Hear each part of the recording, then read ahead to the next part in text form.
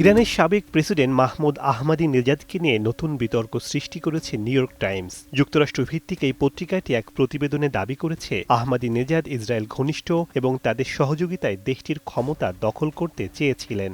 এ কারণে সাবেক এই প্রেসিডেন্টকে গৃহবন্দী করে রেখেছে আইআরজিসি। তবে এসব অভিযোগ সম্পূর্ণ ভিত্তিহীন বলে উড়িয়ে দিয়েছে আহমাদিনেজাদের কার্যালয়। এক বিবৃতিতে বলা হয়েছে, নিউ ইয়র্ক টাইমসের প্রতিবেদনটি সম্পূর্ণ মিথ্যা এবং একই সঙ্গে তাকে গৃহবন্দী রাখার দাবিও প্রত্যাখ্যান করা হয়েছে।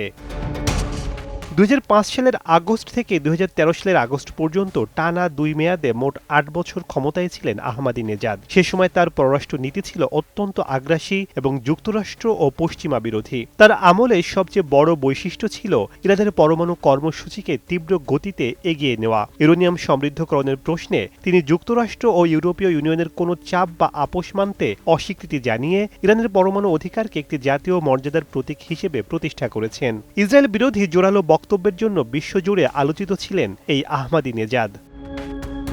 চীন ও রাশিয়ার সাথে অর্থনৈতিক ও কৌশলগত সম্পর্ক গভীর করার পাশাপাশি লাতিন আমেরিকার সমাজতান্ত্রিক ও বামপন্থী দেশগুলোর সাথে শক্তিশালী জোট গঠন করেন ইরানের সাবেক এই প্রেসিডেন্ট। গত 28 ফেব্রুয়ারি আহমাদিনেজাদের বাসভবনকে নিশানা করে বিমান হামলা চালায় ইসরায়েল। সামরিক বিশ্লেষকদের ধারণা ছিল তিনি হয়তো প্রাণ হারিয়েছেন, কিন্তু সম্প্রতি খামেনির জানাজায় প্রকাশ্যে আসেন এই নেতা। এরপর নিউ ইয়র্ক টাইমস তার সম্পর্কে এ ধরনের প্রতিবেদন প্রকাশ করে।